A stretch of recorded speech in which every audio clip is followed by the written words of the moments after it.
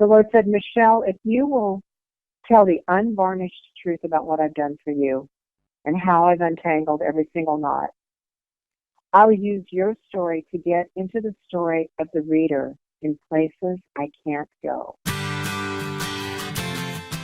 Welcome to the Christian Music Archive podcast, conversations about Christ, community, and music. I'm your host, Dave Maurer. Each week, I am privileged to chat with a musical guest who is listed on the pages of the Christian Music Archive.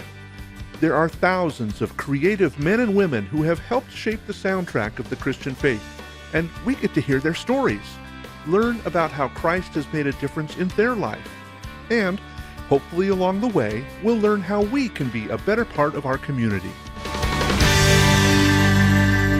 My guest today is Michele Pillar. I've been a big fan of Michele since way back in high school when I couldn't get enough of her music. On one particular occasion, I remember being in Idaho All-State Band, and it was my first time away from home for anything other than church camp. I really felt out of place, not sure how I should act around all these non-Christian kids doing who knows what, and I found real comfort in the familiarity of Michele's music blaring on my Walkman headphones. Then, when I went to college, there was suddenly no more music from Michele. I wasn't sure why, but didn't really think about it much. But flash forward several years, and I began hearing the story of what happened to Michele. Then I read her book Untangled, and found that the woman I had grown to appreciate had a much deeper and much more beautiful story than I could have imagined. Well, before we get to our interview today, guess who's with us? It's Doug Hoffman again, Executive Director of Mercy, Inc. And today we're talking about a really exciting program called Bridge to Reading. And this is a multinational project that you guys are doing. Tell us what Bridge to Reading is. Thank you, Dave. Bridge to Reading is a project that is led by James Kigwama, who is a Kenyan, by the way, with his doctorate in literacy. Part of the work is done in Colombia, actually working in and around the Soy Santura project, right on the Colombia-Venezuelan border. And then the second piece is clear across the center part of Africa, actually from about Central Africa south. We're actually working in 12 countries. Okay. The idea there is to teach people how to read and write in their own language. And why is that important? So that they bring dignity. If they're a woman, they bring dignity to their home, because oftentimes the husband might have went to school, and while the woman is in childbearing, she's valuable. When she's done being childbearing, all of a sudden he considers her not very smart. Oh. And so those marital issues there, but also so that they can have economic progress, because if they can read and write, then they can make improvements. Yeah. And then think about the biblical side. If they could read their Bible, I mean, we talk to pastors.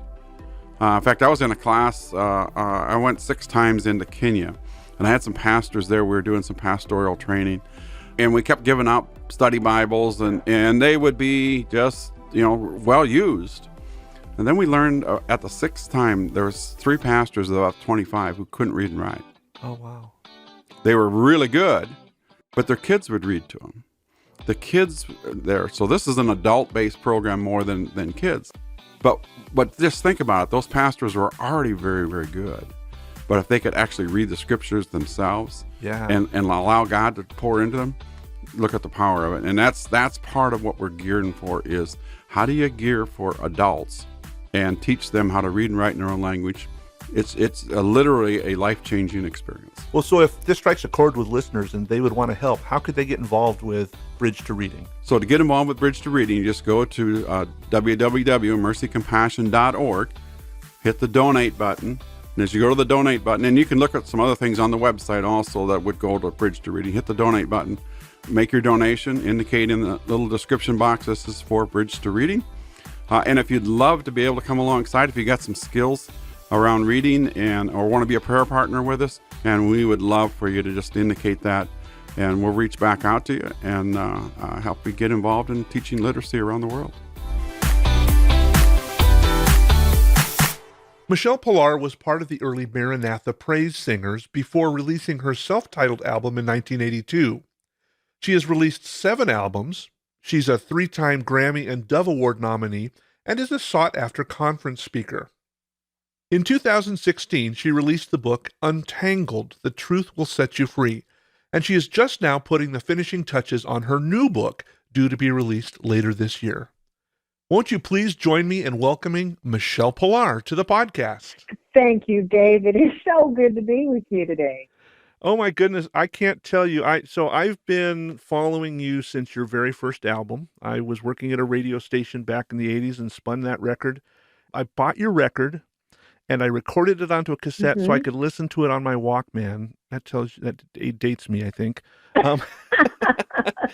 And I would That's so good. take that with me and all the things that I did. But it is so good to be able to chat with you and kind of catch up with what God's doing in your life. Now, for those who don't know, you've written a book that is absolutely fantastic. We're going to talk about that. There's a couple stories I want to pull out, but I'd like to get started because a lot of people know you as an early musician from the early CCM world. Yes. Let's talk about how you got started in Christian music. Well, you know, I knew I could sing from the time I was a little girl. And the funny story there is that I was, believe it or not, in kindergarten. I came home one day and I was crying. And my mother said, "What's the matter?" And I said, "Well, everyone at school is making fun of the song." And it took her a minute to kind of ask me questions and sleuth out what I was talking about. But I said, "We all stand around in a circle and we hold hands and we sing a song." And they're not singing it right. They're making fun of the song. Oh. And as my mother began to ask me more questions, she realized that I was hearing children sing out of tune, and I thought they were making fun of the song by singing out of tune. Oh, no. And so I said, this little 5-year-old heart and mind, she said, "Michele, they're singing as well as they can. That's all they can do." And I was just amazed at that. Because if you can do something, you don't know why everybody else can't do that. That's just normal. It was normal to me. And it's just, all of us have different giftings. All of us, some people run fast, some people are brilliant thinkers. And it's hard to imagine why other people can't be that way. And that was my first lesson at 5 years old, of understanding that we're all created differently, and we all have different gifts, and one's not better than the other. They're just different. Right. And so then when I became a Christian at age 17, and I came to know Jesus, not growing up in a Christian home, I came to know him at age 17. And all of a sudden I knew why I could sing. I knew I could sing because I wanted to sing about him. Yeah. And it was so revolutionary when I came to know Jesus. I mean, it was truly life-changing to know that I had a friend, and I had a father, I had a savior, I had a protector. Yeah. And I didn't have to walk through life alone. For me, that was the biggest news ever. And I knew I didn't make it up in my own head. Yeah. I knew that he was real. And so that was, shortly after that, I was asked by Tommy Coombs from Love Song. I met him at a Bible study. Yeah, I was at a home Bible study. I met Tommy. And Eric Nelson, who I recorded with also for Maranatha. Right. I'm recording the Misfits. Tommy asked me to sing on the Praise 2 album. And so I sang the song, "Thou Art Worthy." "Thou Art Worthy" was the first time my voice was recorded. And that, from there, the Lord just one step at a time. And there I went. And so how did you come to the attention of Tommy Coombs? I was simply at a home Bible study, sitting on a couch with a bunch of other people squished in that living room. And he could hear me. I think he was sitting 2 people down from me. And I didn't know I was auditioning. I certainly wasn't, but he could hear my voice. And so after the Bible study, he asked me to sing something for him. He played something for me, and on his guitar, and I sang. And he said, "Can you drive to Hollywood tomorrow and sing on the Praise album?" You know, and I had Praise 1. I had Praise, the first Praise album, in my car, in my little Volkswagen Bug, on an 8-track. Oh, how fun! It was sitting in my car. And so I said, "Sure, I'd love to." And I remember driving to Hollywood and being so frightened, not knowing what that experience would be. You know, could I do it? Would I be good enough? Yeah. And so Tommy Coombs walked me through how to approach the microphone and try not to be too afraid and sing. And so then, and was Eric at that same Bible study? Yes, Eric Nelson was. Yeah. I think We had already met, but we hadn't started recording yet. But soon after, we would start singing together. We sang live together all over the country for 3 years before we recorded the album The Misfit. Yeah. So by the time we recorded The Misfit, we were almost done singing together. It was such odd timing. And by then I was on the radio on the Praise 2 album, the Praise 3 album, the Praise 4 album. And I was on the radio, but not as a recording artist. I was just one of the praise singers. Right. And people would call and say, "Can I get her record?" And they'd say, "Well, she doesn't have one." Oh, no. So it's just interesting. I like when God takes you along in baby steps. I think that's good. I think a lot of times if we would see the end game from where we start, we would probably be so chicken we'd quit. That's true. That's absolutely true. So you eventually got signed to Sparrow, and that's when your first solo album came out, just simply titled Michele Pillar. That's right. That's right. Eric went back to graduate school, and I never saw myself as a solo artist at all. I always liked being tucked in with other people. And the Lord began kind of pushing me out of the nest and revealing to me that I was to sing alone. I was to sing all on my own. Yeah. That was really, really frightening. I just didn't have the confidence, and I just didn't. I remember being signed to Sparrow and crying all the way home. Oh, wow. From the Sparrow offices in Los Angeles back down to my house in Orange County, because I thought to myself, "Oh my goodness, they're going to figure out that they've signed someone who can't do this. Yeah. They're going to figure out that I'm a fake. They're going to figure out that they made a mistake." And I really believed in that. I mean, that's how little I thought of myself. So, God doesn't wait till you feel ready. He sometimes pushes you into the water and then oftentimes teaches us as we go.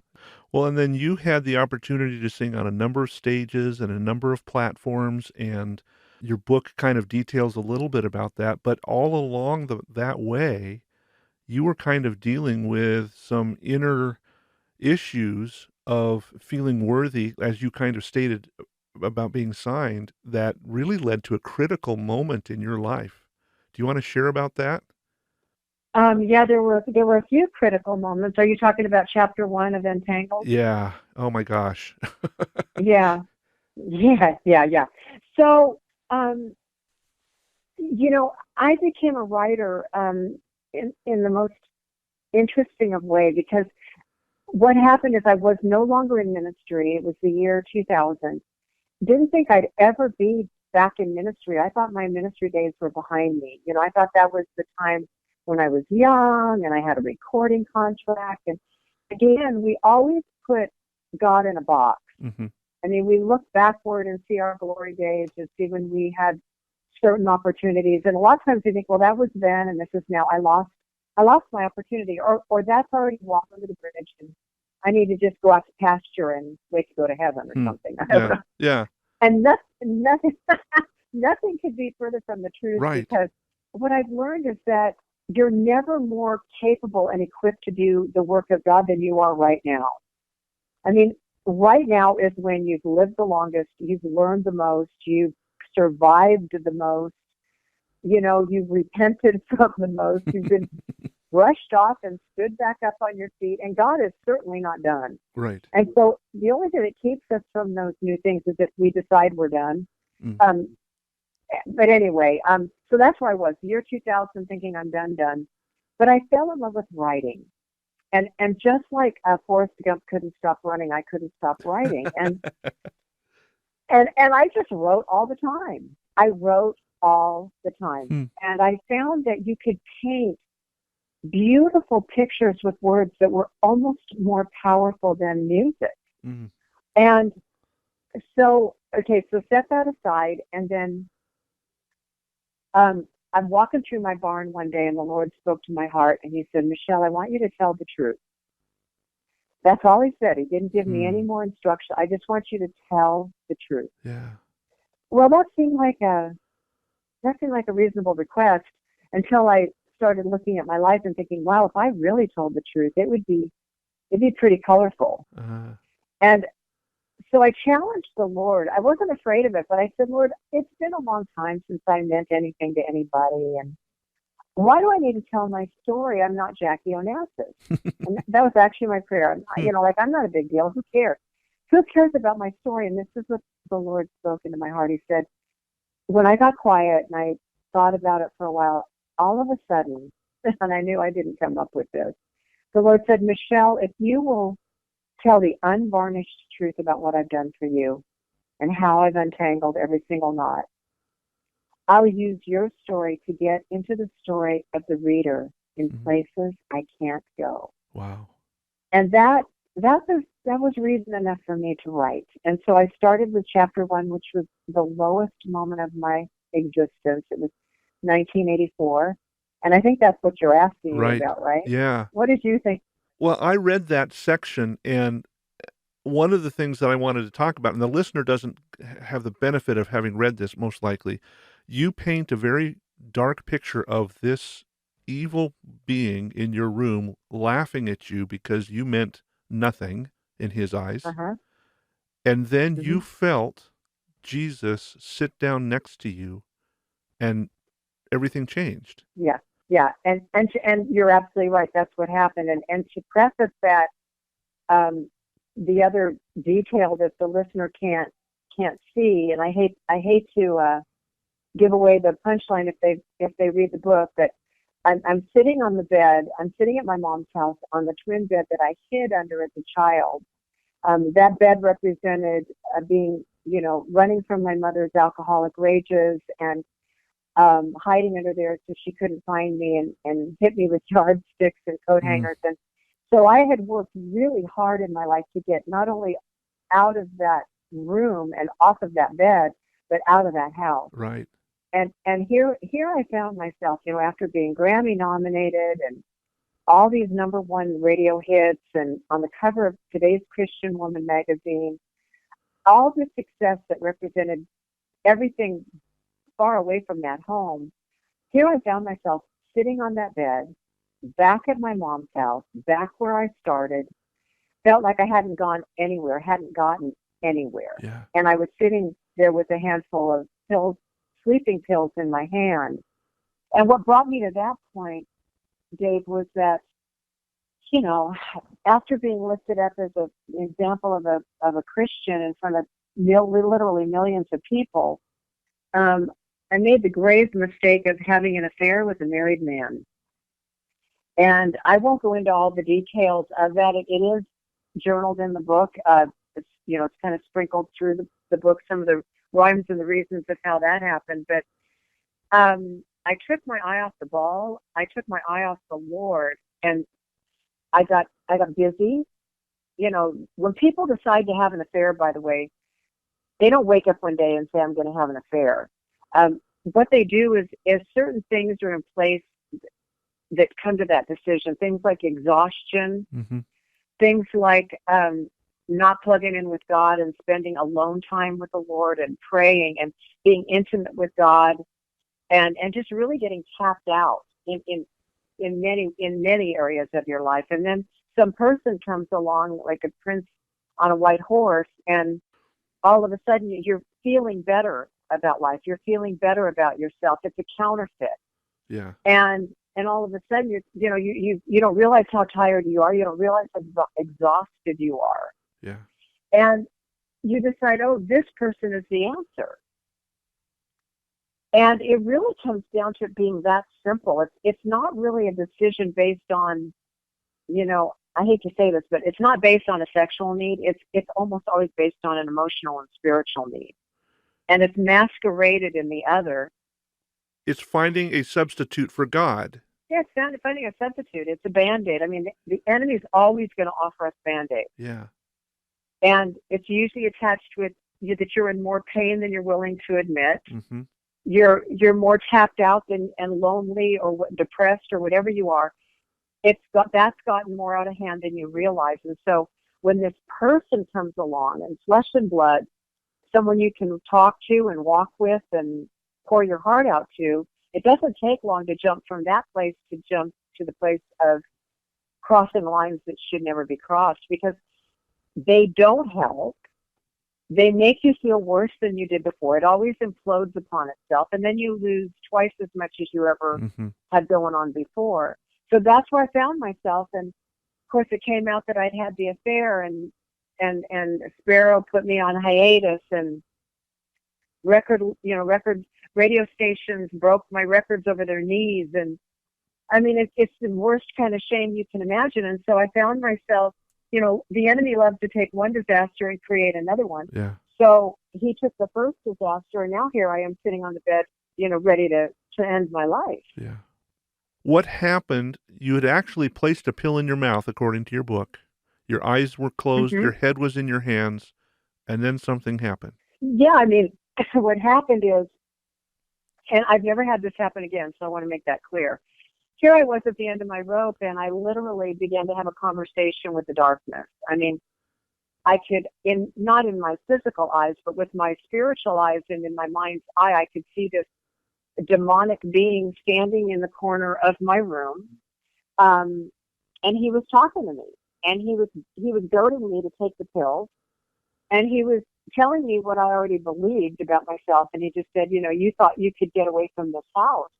You thought you could dress up like a Christian and go out and tell the world about Jesus. And he said, but where is Jesus now? Mm. Where is Jesus in your most lonely, horrible, desperate moment? He's not even here. I'm the one that showed up. And he didn't show up. He began to tell me that I'd never get out of that house, that I was that house, and that everything about it, coursed through my pathetic little veins. Mm-hmm. That I was a product of that house. I was a product of an alcoholic mother, and I was just like her, really. Even though I didn't drink, I was just as big a loser. I mean, he just began, he was the accuser. He began accusing me and telling me everything that I believed. And so I agreed with him. I mean, that's the frightening part, is I said, I'm tired of running from you. I'm tired of trying to be something other than what I am. And so I think you're right. I said, so I'm just asking that you would help me take these pills. If you're such a big deal, then help me do this. And so you started the process, and then? And then I felt somebody's, and I'm in the dark, my room is completely dark. The sun had gone down, and I felt somebody sit down next to me. And I literally felt a depression on the bed to my left. And it scared me because I was embarrassed. I thought I was alone. And again, with my mind's eye, this was all with my spiritual eyes. I saw that who was sitting next to me was Jesus. Yeah. And I couldn't see his face because I didn't look up at his face. I could see his arm around me. I could see his hands. I could see his feet. I could see that I was tucked up under his arm, and my head was down, and he said, Michele, give me your life. I need all of it. And in my lap, I saw a tangled ball of string, and it was about as big as a basketball, and it was just knotted. It was just thousands of knots upon knots that were created to make this ball of string. And I said, I gave you my life 10 years ago, and I started apologizing, and I said, look what I've done with it. I mean, I'm an embarrassment to you. I'm an embarrassment to everyone. You picked the wrong girl. I can't do this anymore. Yeah. I'm too tangled. And he said, no, Michele. He said, you've given me the parts of your life that you knew how to give me, but there's so many layers of your life that you don't know how to give me. Wow. And so you've done the best you could, but I want all of it. I want the good and the bad and the ugly. And we're going to sit here together, and we're going to take one knot at a time. Together, we're going to untangle knot by knot, and one knot will reveal the next, and will reveal the next. And I said, am I going to sit here forever? I mean, because this ball was so huge. Yeah. And he kind of chuckled. He chuckled. And he said, no. He said, we're only going to sit here for a time. We're going to keep untangling the rest of your life. I mean, we'll constantly be together, but we're going to do this the right way.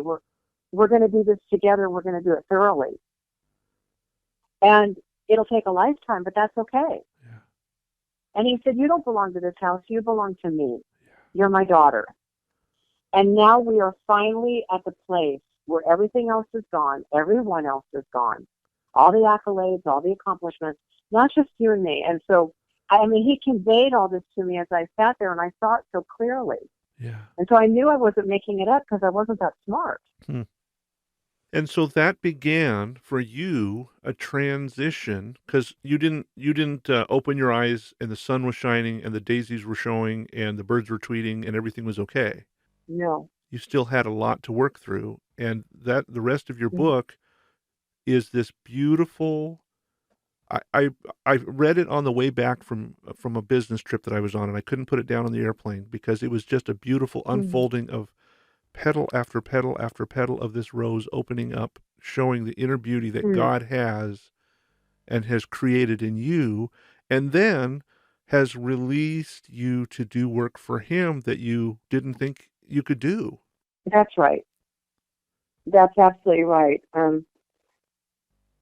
I stayed out of ministry for quite a few years, and I just learned how to be with the Lord and be and enjoy that process of untangling. And what I tried to do in the book is just every chapter, as you saw, every chapter was a different knot. Mm-hmm.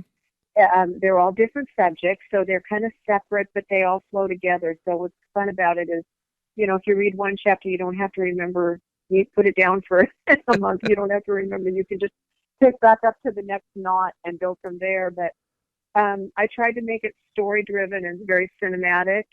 It's not a preachy or a teachy book, but you're actually with me on the journey and how each knot was untangled. So at the beginning of each chapter, it tells you what knot was untangled and where I am and how old I am. Yeah. And what's interesting is I jumped around, as you saw. I mean, the first chapter I'm 30, the next chapter, the next chapter I'm 9, and the chapter after that I'm 40.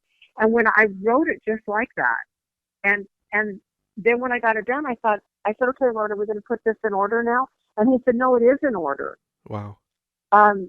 He said, that's how I untangle people.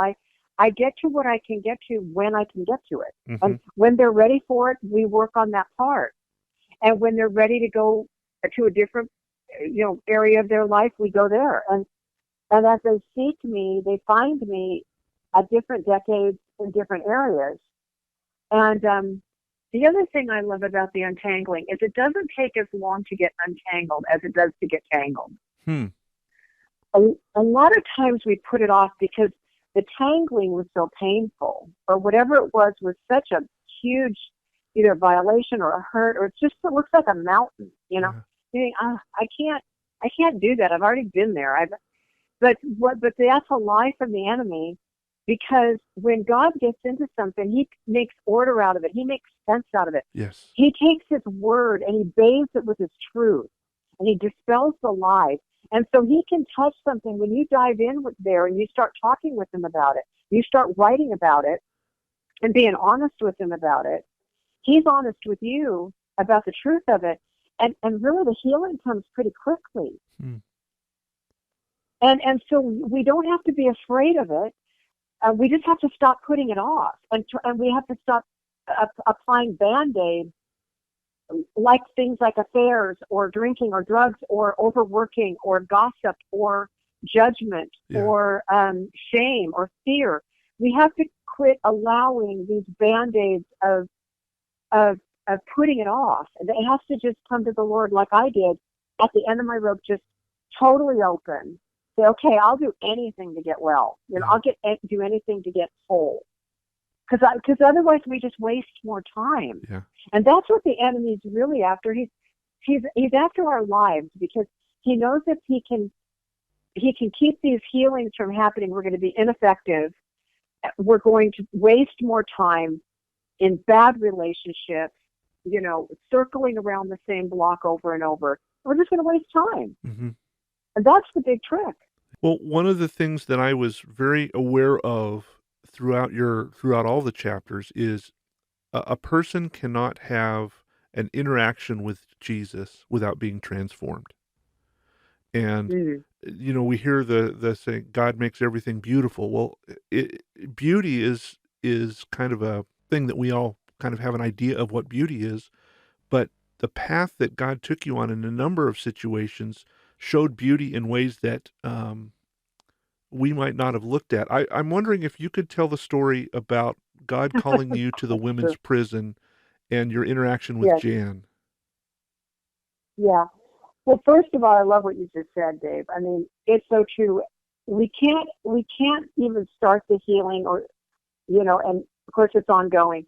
We can't start this transformation without being fully surrendered and being really hungry for it. Yeah.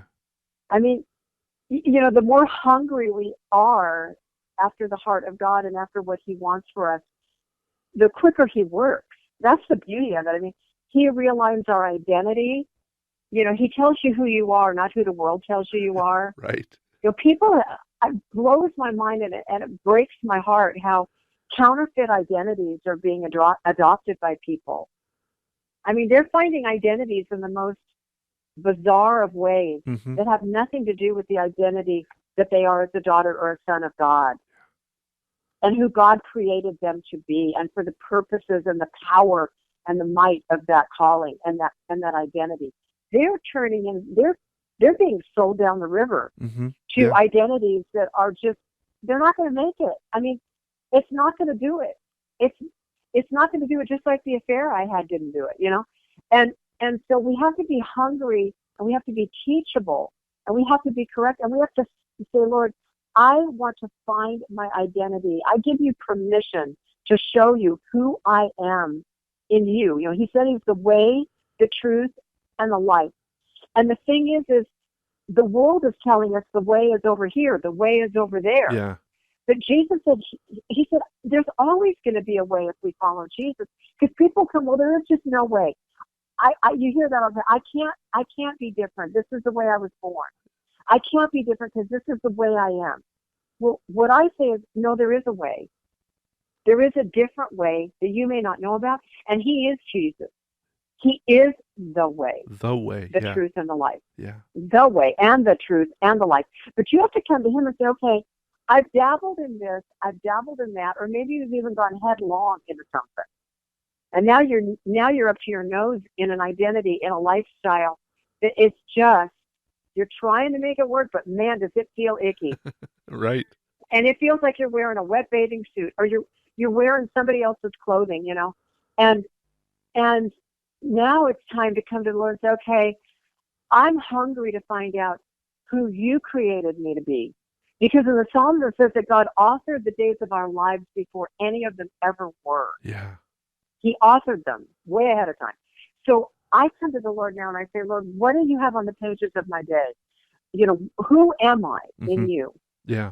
And if we're totally hungry for that, if we're willing to hear the truth from the way, then, oh my gosh, he'll get to it. One of the things that I've been working on in my own life, I have a poor self-image of myself because of a number of different things. And as I'm shaving in the morning, I always pray, Lord, help me to see in the mirror who you see. And I think a lot of times we see all of these influences around us and all these pictures around us of what we should look like or what the world thinks we should see. But the bottom line is God made us the way we are. He gave us the skills, the flaws, the friendships, the abilities that he gave us because he wanted us to have those. And he sees us as perfect in his eyes. And we oftentimes, I think we don't see who we are because we don't ask God to show us who we are. That's absolutely right. That's right. And so we settle for so little. Yes. We settle for, like I said, for counterfeits. And you'll never be more beautiful physically, emotionally, spiritually. You'll never be more beautiful than when you look like Jesus. Yeah. And the only way you can look like Jesus is to know him and to spend time with him and to be intimate with him and to find out who he is, because he wants to make us like himself. Yeah. And he wants to turn us into the beauty that he is. I mean, he is love. He is peace. He's joy. He's authoritative. He's giving. I mean, he's secure. He's smart. He's Oh, clever. yeah. He's He's fun. fun. You know, he's fun. I mean, he danced at the wedding. He danced his feet off. You know what I Yeah. mean? He, I mean, there's no one cooler than Jesus. There's just, I mean, you can study the history books all day long, and there's no one more beautiful because he is God, and God became flesh. Yeah. And so we get to see what God looks like when we look at Jesus. We get to see what our Creator looks like. And then what's so beautiful is then Jesus introduces us to Abba. Mm-hmm. And first we hold on to Jesus, and we find him as Savior. We find him as friend. We find God as our one that comes alongside us and gives us eternal life. But then Jesus said, if you see me, you've seen the Father. Wow. So the mysterious Father, I mean, how mysterious is the Father? Most of us don't have a clue as to what a father looks like. And so what I love is in time, when you're ready, Jesus then takes you to the Father, and he introduces you to how beautiful. Yeah. And the Father becomes, oh my gosh, the Father becomes a whole new set of things. The Father becomes your protector, your provider, your foreguard and your rear guard, your confidence. The Father makes you royalty and gives you jobs to do and assignments to do. I mean, the Father gives you a backbone. Yeah. And you know, see, this is the beauty of knowing a triune God. We know the Father and the Son and the Holy Spirit. We need it all. Yeah. We need it all, Dave. Yeah. Yeah. Well, we've talked a little bit about this transformation. Talk about the transformation of Jan that you saw or that you didn't see. I was invited to go to the Nashville Women's Prison to speak. I've been there quite a few times. I love those women, and boy, do they have stories and how they got there, and you know, oh, it's just so tragic. But they're there, and many of them are growing in the Lord, and they're using that opportunity in prison to become free. Yeah. And so I met a girl named Jan one night after the chapel service that I taught. And I have to tell you, in the book, I describe it vividly. But when she walked up to me, I mean, I've never seen a human being that radiated with pain more clearly than she did. I mean, her face almost looked like a monster's face. It was contorted and pitted and blemished, and it was hard to look at her face, frankly. She was riddled with pain. And we began to talk, and she began to tell me her story, and I just almost couldn't hear it. And I left that night, and I just could never get her face out of my head. I mean, it wasn't good.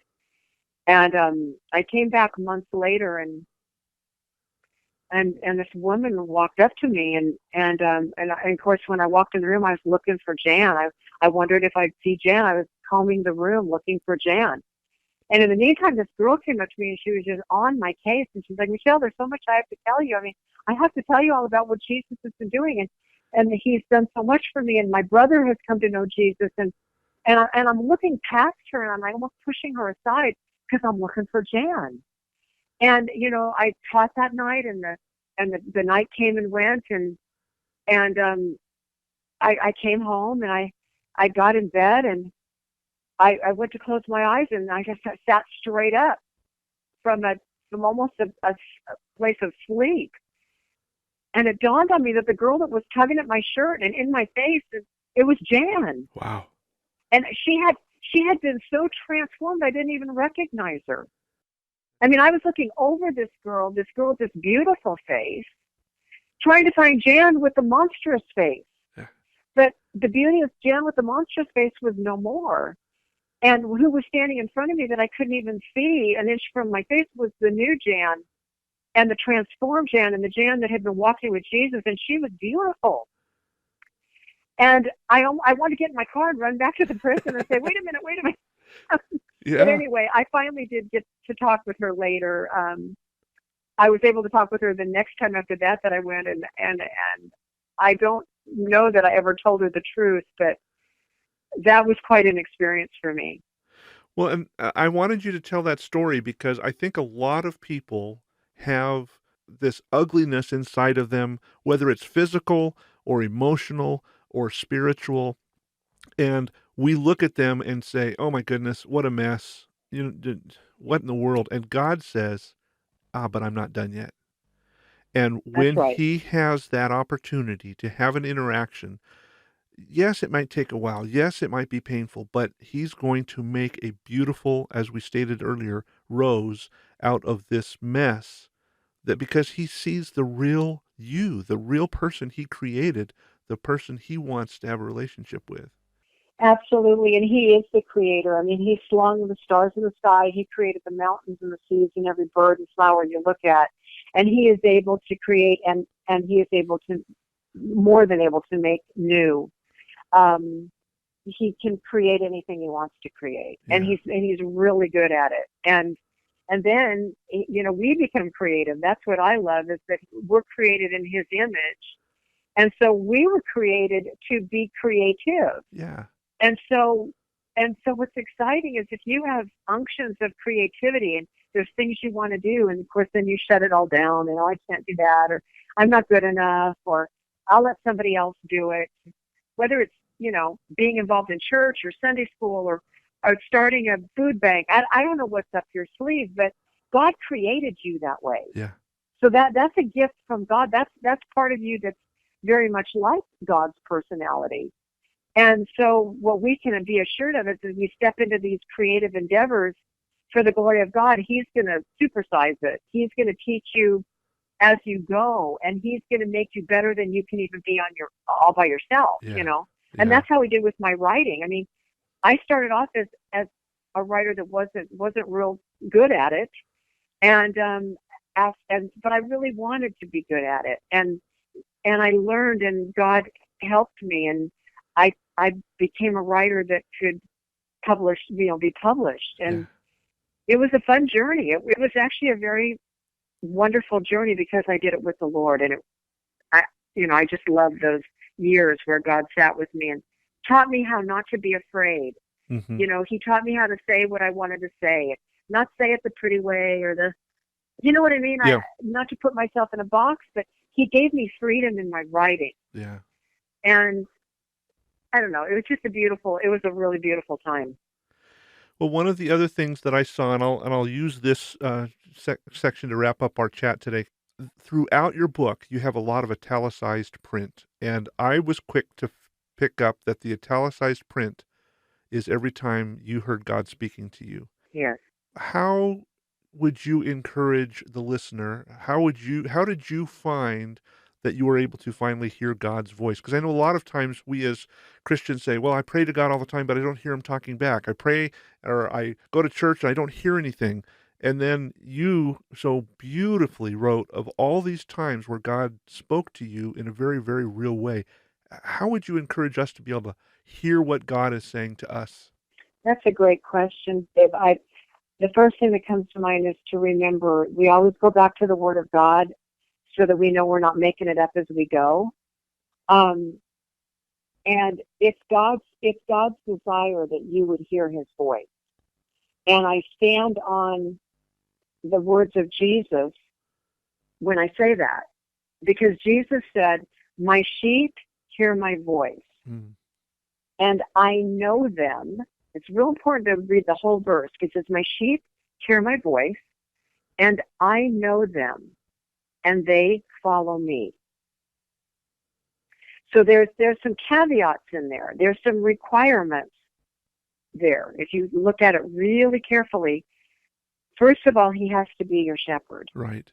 And you have to be His sheep. So if there are lots of parts of your life where you're the shepherd, and you've sequestered off parts that you've given Him, but there are a lot of parts of your life that you haven't, or you don't know how to. Right. Then it's going to be tough to hear His voice, because He won't fight with you on that. And so, first of all, you come before the Lord and say, "Lord, I want to hear your voice, but I see here in your words to me that you have to be my shepherd first. So I'm giving you permission to be the shepherd of all of my life." Mm-hmm. And then look at what He says next. He says, "And I know them." Wow. See, we can know God, but does God really know us? I mean, people say all the time, "Oh yeah, I know the Lord," but have you been quiet with Him and let Him into the inner caverns, places of your life that He might really know you? Yeah. It's not enough to know Him. He wants to know you, if that makes any sense at all. Well, yeah, and because He's created us, He knows us, but He's still, it's like the parent who says, "I won't come visit you unless you invite me into your home." It's that same kind of a picture. Right. Yeah. Well, and like, for instance, I could, let me think of a famous person I don't know. Just pick one, Dave. Let's go with, I don't know, Bill Gates. There you go. Okay, so I can read all about Bill Gates all day long. Everything. I can read everything that's ever been printed in print on this person. But Bill Gates doesn't know me, and he's probably never going to know me. Mm-hmm. And so that's a really good way to differentiate how you're walking with the Lord, and if you've got all the pieces in place. In other words, you can read about God, you can pray to God, you can, vicariously, study at church and everything. You can go to church and sit there and You could sing about God. Exactly. You could do all of that, and yet you've never really let God know you. You've never introduced Him to the most intimate parts of who you are. Then once you do, if I ever meet Bill Gates, well, now we've got a great relationship because I know all about him, and now he actually knows me. And now we've got something to build on. So Jesus said, "My sheep hear my voice, and I know them, and they follow me." And I truly believe, because God's not a liar, that if you get those three things, that's your desire, you come before Him and say, "Lord, I let you be my shepherd. I'm giving you permission for that. I want you to know me. I don't even know how to do that, but I want you to know me, and I'm willing to spend time with you in quiet and letting you into those places. And then I want to follow what you show me. I want to read your word. I want to understand. I want to understand what you require of me and what I should require of you. And then I'll follow you. And I promise you, when you do those things, you'll begin to hear His voice. Because He said it. I didn't say it. He said it. Right. That's beautiful. Well, Michele, thank you so much for taking time. If somebody wants to pick up your book or some of the music that you've done recently, what's the best way for them to get that? Well, thank you. They can go to michelepillar.com. So that's Michele with one L, and Pillar is like pillar. It's with two L's. michelepillar.com, and it's a fun website. There's a lot of little videos you could, 3-minute videos you can watch, and there's a book page, and there's music, and there's Christmas music, there's new music. You Untangled Me is my latest CD, and there's all kinds of stuff there. And everything that's purchased on my website, I sign it personally to the person purchasing it. I'll put the link to your website in our show notes so that people can quickly get to that. We send out a prayer newsletter every Saturday asking folks to pray. We have a number of people who pray for artists. And how can we be praying for Michele in the days and weeks ahead? Well, I just need all the prayer I can get. I tell you that. Typically, I'm right at the tail end of writing my next book. I've been working on it for a while, and it's not a real long book. It's about the same length as Untangled. But I just go slow with this stuff, and I really seek the Lord, and it's like birthing an elephant. So thank you for praying for my new book. I'm just about to embark on chapter 9, so I'm on the last few chapters. And it's a fun book. It's a book about not giving up too soon, kind of what we stated at the beginning of our time together today, that not counting yourself out when really, in reality, you're the best you've ever been. You're the most capable and the most usable you've ever been, even if the world tells you you're not. It's okay to have wrinkles. We just can't look at the world standard of value, because God doesn't ever do that. Thank you for sharing your story, Michele. I appreciate your following God's direction to tell the unvarnished truth of how He has changed your life. Michelle's story really resonates with me. I know I've been ashamed of the mess I've made of my life, but I'm grateful that God is patiently sitting next to me, helping untangle the mess that I can't fix on my own. And just like Michelle, I'm learning to see myself through God's eyes as a person created by God to do work for God. And I really appreciate the reminder that Michelle gave us from John 10, verses 27 through 30. It says, "My sheep listen to my voice. I know them, and they follow me." And then the promise in verse 28, "I give them eternal life, and no one can snatch them away from me. No one can snatch my sheep from the Father's hand." Are you wrestling with some big failure today? Do you see yourself as damaged goods that can't possibly be used for anything at all? Don't believe the lie. God wants to use you for something amazing. He wants to sit with you and untangle the mess of your life. He wants you to know that when He looks at you, He sees His amazing creation, and no one can take that from you. As always, thanks for joining me for this conversation today. I am grateful that we get to spend this time together each week hearing stories of God's amazing faithfulness. As a regular listener to this podcast, would you mind taking a few minutes and rating it on your favorite podcast app? Reviews and ratings really help spread the word so that other folks can hear about these great conversations. And if you have comments or questions for me, please feel free to drop me a message on any of the social media platforms. You can find me on Facebook, Instagram, Twitter, and Patreon by searching for @CCMExchange. Or you can always drop me an email on the website christianmusicarchive.com.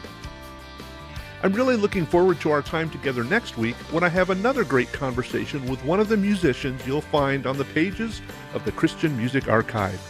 So until then, remember this: God loves you. In fact, He's crazy about you.